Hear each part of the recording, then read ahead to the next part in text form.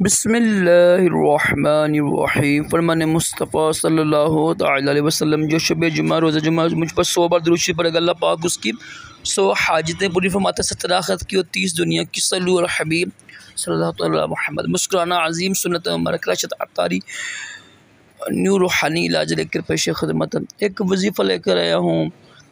आज 5 सफ़र की तारीख़ है, पहला जुम्मा है।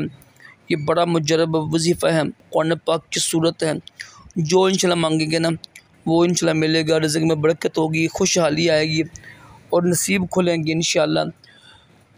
जुम्मे की नमाज़ पढ़ के 2 नफ़ल पढ़ने आपने, अव्वल आखिर दुरूद पढ़ के ना, जुम्मे की पहले दुरूद पढ़ लीजिएगा। अव्वल दुरूद पढ़ के पहली रकत में सूरत फातिहा के बाद ना सूरत नसर है।